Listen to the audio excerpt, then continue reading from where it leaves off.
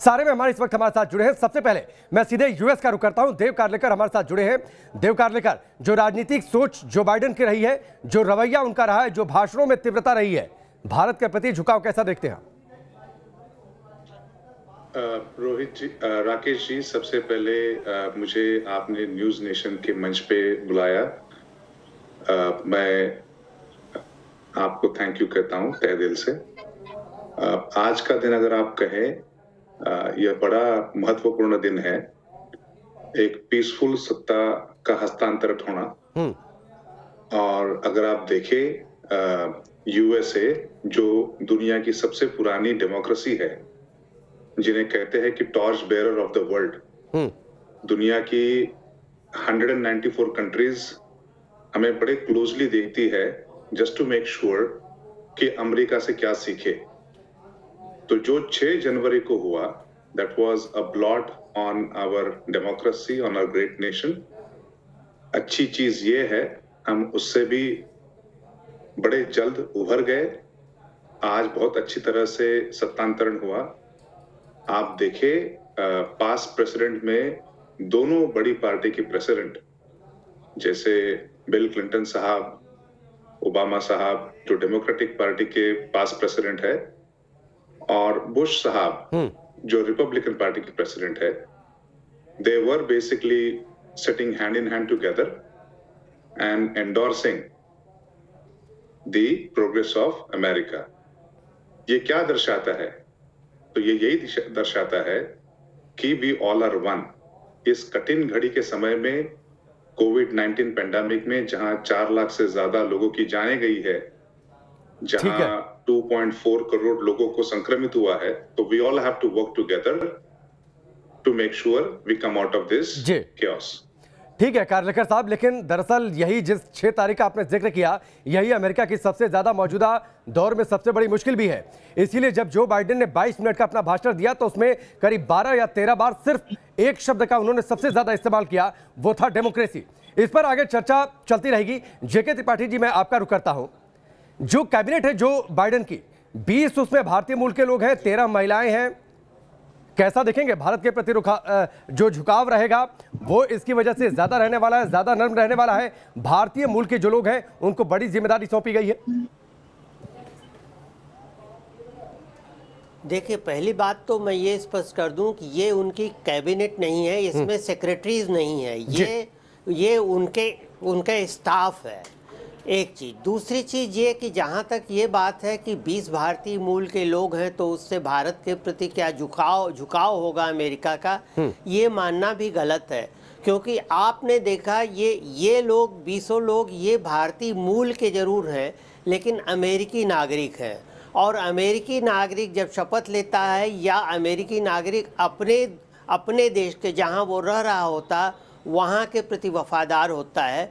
जैसे कि यहाँ भी हम नहीं चाहेंगे कि कोई अमेरिका का नागरिक या कोई ब्रिटिश नागरिक यहाँ पर भारत की कैबिनेट का मेंबर बने, और अगर बनता भी है तो वो यहाँ के प्रति वफादार होगा, अपने देश के प्रति नहीं जी। इसके साथ ही एक चीज़ ये भी जान लीजिए, एक आपके पास एग्जाम्पल है कि जब बराक ओबामा प्रेसिडेंट बने, तो कहीं कोई इसका जिक्र नहीं आता कि अमेरिका का रुख केन्या की ओर ज़्यादा सहानुभूतिपूर्ण हो गया, क्योंकि वो केन्या के मूल निवासी उनके पिताजी थे। ऐसे ही ये नहीं कहा जा सकता कि चूंकि कमला हैरिस की माँ यहाँ की रहने वाली हैं, इसलिए कमला हैरिस का झुकाव इधर ज़्यादा होगा। उन लोगों ने अमेरिकन कॉन्स्टिट्यूशन के प्रति शपथ ली है और इसलिए वही करेंगे। लेकिन हाँ, ये एक चीज़ ज़रूर दिखाता है कि अमेरिका में रह रहे भारतवंशियों की साख कितनी बढ़ी है। क्योंकि पहले कम लोग थे, पहले लोग सीनेटर के साथ या प्रेसिडेंट के साथ फोटो खिंचवाने में, फोटो ऑप्स में ही बड़ा विश्वास रखते थे, लेकिन अब ये लोग आगे बढ़कर इम्पोर्टेंट पोजीशंस पे पहुंच रहे हैं। बिल्कुल। तो पूछने का दरअसल मकसद त्रिपाठी जी यही था कि अगर भारतीय मूल के लोग नीति निर्धारण में अहम भूमिका निभाने जा रहे हैं, तो जाहिर सी बात है भारत क्या प्राथमिकता लिस्ट में ऊपर रहेगा। पूछने का मकसद यही था। लेकिन कुछ ग्राफिक्स के जरिए हम तस्वीर आपको समझाते हैं। बड़े फैसले लेने शुरू कर दिए हैं जो बाइडेन ने, और ये बड़े फैसले क्या हैं? जो बड़े फैसले ट्रंप के थे उन फैसलों को बदल दिया है जो बाइडेन ने। और दरअसल इन फैसलों की तस्वीर आप समझ लीजिए, अमेरिका में बाइडेन युग की शुरुआत हो चुकी है और इस बाइडेन युग की शुरुआत के साथ ही बड़े फैसले लेने का सिलसिला शुरू हो चुका है। ट्रंप ने अपने कार्यकाल के पहले हफ्ते में सबसे बड़ा फैसला लिया था, मुस्लिम देशों पर ट्रैवल बैन का फैसला लिया था, जिसे कोर्ट से भी हरी झंडी मिली थी, लेकिन अभी से जो बाइडेन ने पलट दिया है। कोरोना से जुड़ा राहत पैकेज का ऐलान कर दिया है बाइडेन ने। इसके साथ ही मास्क पहनना जरूरी कर दिया है, फेडरल प्रॉपर्टी घोषित कर दिया है, यानी सरकारी दफ्तरों में मास्क पहनना जरूरी होगा जब आप प्रवेश करेंगे। साथ ही वहां पर जो सोशल डिस्टेंसिंग है इसके नियम का भी पालन करना होगा। ग्रीन कार्ड की जो लिमिट है वो खत्म कर दी गई है। ये बड़े फैसले हैं, भारतीय आईटी पेशेवरों को जाहिर सी बात है इससे फायदा होने वाला है और इसी का दरअसल भारतीय जो समुदाय है वो इंतजार कर रहा था। 100 दिन में नया इमिग्रेशन प्लान तैयार हो जाएगा। WHO में वापसी का फैसला किया है। ट्रंप ने कोरोना के समय में WHO से अमेरिका को बाहर किया था, WHO पर तमाम आरोप लगाए थे, लेकिन इसके बाद अब बाइडेन ने कहा WHO में वापसी होगी। पेरिस समझौते में, जलवायु समझौते में भी बाइडेन ने यह फैसला लिया है कि अमेरिका दोबारा इसमें शामिल होगा। ट्रंप ने खुद को बाहर कर लिया था, अमेरिका को बाहर कर लिया था, ये कहते हुए कि कुछ देश पेरिस समझौते का उल्लंघन कर रहे हैं और इसका फायदा सिर्फ उन्हीं को मिलने वाला है। तो ये बड़े फैसले जो बाइडेन के जैसे ही वो पहले दिन अपने दफ्तर में पहुंचे। लगातार बड़ी खबर और बड़ी कवरेज पर हम बने हैं। अमेरिका में सत्ता परिवर्तन हो चुका है। जो बाइडेन ने नए राष्ट्रपति के तौर पर कमान संभाल ली है।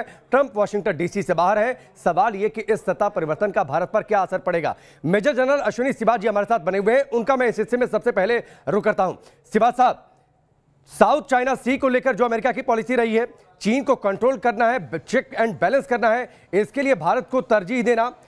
अमेरिका के जो रक्षा मंत्री होने वाले हैं उन्होंने पहले ही कह दिया कि भारत सबसे बड़ा स्ट्रेटेजिक पार्टनर बना रहेगा, यानी ये माने कि इस सिलसिले में कम से कम कोई नीति में परिवर्तन नहीं होने वाला है। बिल्कुल ठीक बोला रखे। देखो 2000 के बाद भारत और अमेरिका के जो रिलेशन है वो अपस्विंग में है, चाहे वो डेमोक्रेट आए हों या रिपब्लिकन आए हों। ये एक बाईपार्टिजन अंडरस्टैंडिंग है कि भारत और अमेरिका के जो स्ट्रेटेजिक पार्टनरशिप वो बढ़ती जा रही है। और ये जो हमने 4 फाउंडेशन एग्रीमेंट साइन किए हैं वो एक गेम चेंजर है। जिस प्रकार से GSO MOI, उसके बाद लिमियो किया, लॉजिस्टिक एक्सचेंज मेमोरेंडम ऑफ, उसके बाद हमने कासा कम्युनिकेशन कंपैटिबिलिटी सिक्योरिटी अरेंजमेंट, और अभी जो बेका साइन किया है basic exchange and comprehensive agreement. उससे क्या है कि भारत और जो अमेरिका के जो रिश्ते हैं उनमें बहुत ज्यादा एक प्रकार से बढ़त आई है, स्पेशली मिलिट्री हार्डवेयर के लिए। हमें उनके जो सेंसिटिव डाटा मिल पाएंगे जिससे हमारी वेपनों की एक्यूरेसी बहुत अच्छी हो जाएगी। पर फिक्र एक बात की है, इसमें मुझे नहीं लगता कोई शक और सवाल है कि भारत और अमेरिका के रिलेशन बढ़ते जाएंगे, मगर ये होगा कि क्या अमेरिका का रवैया होगा चीन की तरफ, क्या डोनाल्ड ट्रंप की तरह जो बाइडेन भी सख्त होंगे अमेरिका पे, स्पेशली साउथ चाइना सी में और कहीं ना कहीं ईस्ट चाइना सी में या लद्दाख में। ये एक चीज दिखाई गई, क्या इनका होगा क्वाड के लिए। ठीक है, जो डोनाल्ड ट्रंप जो थे वो बहुत सख्त थे चाइना पे, और उन्होंने जो क्वाड है एक प्रकार से ग्राउंड रियलिटी बन गया था 2007 में। यूं तो सिबात साहब, आया था क्वाड को लेकर भी जो अमेरिका का रुख सामने आया है उनके नए होने वाले रक्षा मंत्री के हवाले से वो जानकारी ये दी गई है कि क्वाड पर भी काम आगे जारी रहेगा, यानी ये जो 4 देशों का गठबंधन था चीन के खिलाफ उसे कंट्रोल करने के लिए वो आगे चलता रहेगा। यामिनी अग्रवाल जी, मैं आपका रुख करता हूं। देखिए, जो बाइडेन ने कार्यभार संभाला, सेंसेक्स में जबरदस्त तेजी, रिकॉर्ड तोड़ 50,000 के बाद पहली बार। आपको लगता है कि यह परिवर्तन जो पॉजिटिव मैसेज गया है शायद उस वजह से है? जी देखिए, भारत एक ऐसी इकोनॉमी है जो सबसे तेज रफ्तार से चल रही है। अगर आप देखें संसार भर में भी जो ओवरऑल भारत की इकोनॉमी का स्टेटस है उसके हिसाब से वो अगले साल 8 से 9% की ग्रोथ लेगी। एक इमर्जिंग इकोनॉमी है जो 5 ट्रिलियन मार्क की तरफ बढ़ रही है। तो इसका जो ओवरऑल इकोनॉमिक इम्पैक्ट है वो सिर्फ भारत के नहीं बाकी देशों में भी है। और अगर ज्योग्राफिकली देखें तो जो यूएस की पॉलिसी रही है ओवरऑल वो ये नहीं चाहेगा कि चाइना विस्तारवाद से जो है और इकोनॉमिकली स्ट्रॉन्गर रहे। तो जो है इंक्लिनेशन जो है एक क्योंकि भारत एक इमर्जिंग इकोनॉमी में एक सबसे तेज रफ्तार की इकोनॉमी है और बहुत रिफॉर्म्स कर रही है और एक बड़ी मार्केट है, उसके साथ चलते चलते अपने एडमिनिस्ट्रेशन की तरफ एक थोड़ा झुकाव रखेगा भारत की तरफ। ठीक है यामिनी जी, मैं आपके पास लौट कर आता हूं। कारलेकर जी का रुख करता हूं, यूएस से हमारे साथ जुड़े हुए हैं। कारलेकर जी, विदेश नीति और कूटनीति का लंबा अनुभव है जो बाइडेन को। इससे पहले जो डील भारत के साथ हुई है अमेरिका की, उसमें बड़ी भूमिका रही है जो बाइडेन की, तो एक क्रूशियल रोल तो रहेगा और जाहिर सी बात है उसका फायदा भारत को मिल सकता है। आपने सही फरमाया। अगर आप देखें, for a long time America had a one China policy. अब अमेरिका का मोर रिसेंटली रुख था, they are now recognizing and having a soft corner towards Tibet. They are also recognizing Taiwan. इसके खिलाफ अगर आप देखो, अभी कल ही चाइना ने 28 US national including that of Michael Pompeo को रेस्ट्रिक्शंस लगा दिए, because they can not tolerate, क्योंकि उन्हें पता है अगर भारत और अमेरिका ने ठान ली तो यह ताइवान और तिब्बत का जो मसला है यह बढ़ा करके उन्हें स्वतंत्रता देने की पूरी कोशिश करेंगे, और ये चाइना कभी नहीं चाहेगा। तभी उन्होंने बड़ा कड़ा रुख किया है। ठीक है, इस समय बुली चाइना को डेसिमेट करने के लिए अमेरिका और भारत, इनकी जोड़ी यानी जय वीरू की जोड़ी of Sholay movie, and it will go a long way towards creating a in south China. ठीक है, आपकी इसी बात के साथ कारलेकर जी, आपकी इसी बात के साथ बहुत बहुत शुक्रिया हमसे जुड़ने के लिए, बातचीत करने के लिए तमाम मेहमानों का बहुत बहुत शुक्रिया। और जो आपने कहा कि जय वीरू की जोड़ी जैसी ये दोस्ती आगे बढ़ती रहेगी, सत्ता परिवर्तन भले हो गया, उम्मीद ये करते हैं कि भारत अमेरिका रिश्ते इस नए सत्ता परिवर्तन के बाद भी आगे बढ़ते रहेंगे।